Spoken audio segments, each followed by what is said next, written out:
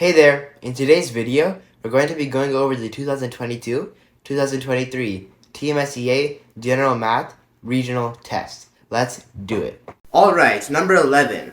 What is the unit rate of spending $153 for 3 dozen gourmet candy bars? Alright, the way we find unit rate is by taking the two values we're given here. So first, we have the number AX equals $153. Alright, or just 153. It doesn't matter what the dollar sign or not. So this A in this case is 36. So 36x is equal to 153. The reason it's 36x is x is the price of the candy bar. And we have 36 candy bars. The reason we have 36 is we have 3 dozen. 3 dozen is just 12, which is 1 dozen, times 3. So that's 36. 36x equals 153. So all we have to do is divide both sides of this equation by 36. And then we just do, so 36 and 36, those two cancel out. So that just becomes 1x. 1x is just the same thing as x by itself. Now we have 153 divided by 36. That gets you 4.25, and that's your answer. Next, number 12. What is the sum of the distinct prime factors of the number 840? Alright, so first, to solve this problem, we need to do the prime factorization of 840 and find its distinct prime factors. So let's do that. So we have the number 840. 840 can be divided into 2 and 420. We can do this further with 420. That can be divided into 2 and 210. This can be divided into 7 and 30. 30 can be divided into 5 and 6. And 6 can be divided into 3 and 2. So now we reach the end. The reason we reach the end is 2 is a prime number, which means you can only divide it by 1 and itself. So this is where our prime factorization ends. Now, how do we find the distinct prime factors? So distinct just means different, basically. So all we have to do is just find each prime factor. So we have 2. So 2 is one of them. Then we have 7, 5, and 3. But we only count 2 once because even though it appears 3 times, we're just seeing if the number is there. So 2, 7, 5, 3 are the distinct prime factors. So now all we have to do is 2 plus 7 plus 5 plus 3. That's 2 plus 7, which is 9. 9 plus 5, which is 14. And 14 plus 3, which is 17. And that's your answer. Next, number 13. What is the remainder when the sum of 462 and 777 is divided by 9? Alright, this is a pretty simple problem because it tells you exactly what you have to do. So first, 462 plus 777. We have to add these two up. When we do that, we get 1,239. Alright, so 1,239 divided by 9. And we're trying to find the remainder. So this is the remainder right here. So the way we do that is we just do regular division until we run out of numbers. So let's do that. So 1, 2, 3, 9 divided by 9. So obviously 9 doesn't go into 1, so we can write a 0. Then 9 goes into 12 once, so we can write a 1 here and subtract 9 times 1, which is 9. That leaves us with 3, and we bring down the 3. 9 goes into 33 3 times, so we write a 3 up here, and we subtract 9 times 3, which is 27. That leaves us with 6. Now we have 9 here. 9 goes into 69 7 times, because 9 times 7 is 63. So you write a 7 here, and we would write 63 and subtract it. And we're left with 6. That means the remainder in 1,239 divided by 9 is 6. And that's your answer. Next, number 14. If A equals 8 and the side length of an equilateral triangle is 5A plus 7, what is the triangle's perimeter?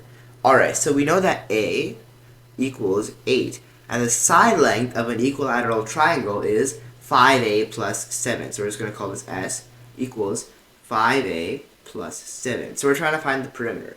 The first step is solving for this side length. So we know A is 8, which means the side length is just 5 times 8 plus 7.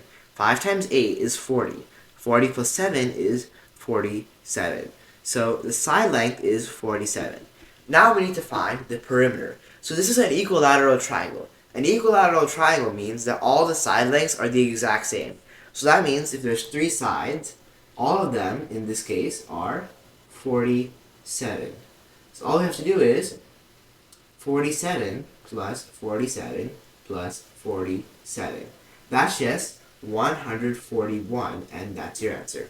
Next, number 15. If 3n minus 7 equals 20, what is the value of 7n minus 3? Alright, so we have that 3n minus 7 equals 20, and we're trying to find out what 7n minus 3 equals. So to solve this one, we need to know the value of n.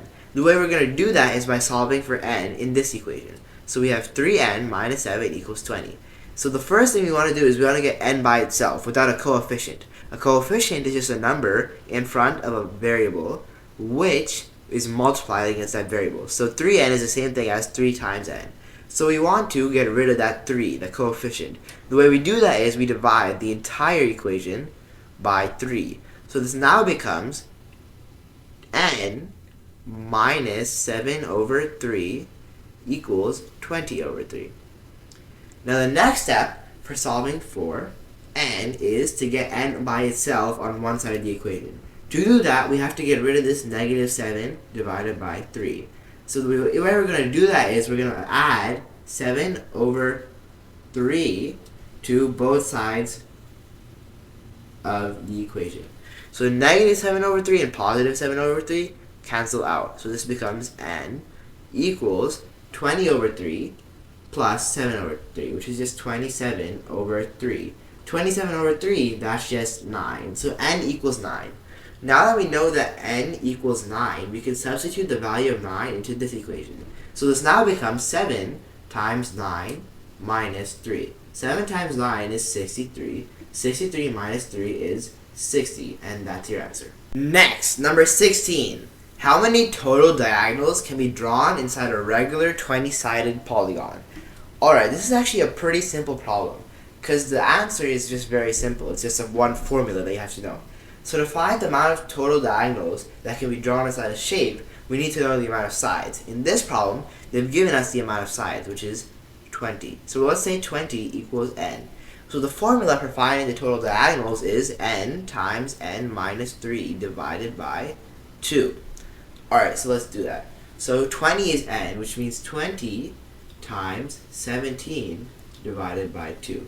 20 times 17 is 340, and 340 divided by 2 is 170, and that's your answer. Next, number 17. On a map, 1.5 inches is equivalent to 240 miles. How many miles is equivalent to 9.5 inches? Alright, so if 1.5 inches equals 240 miles, then how much is 9.5 inches worth?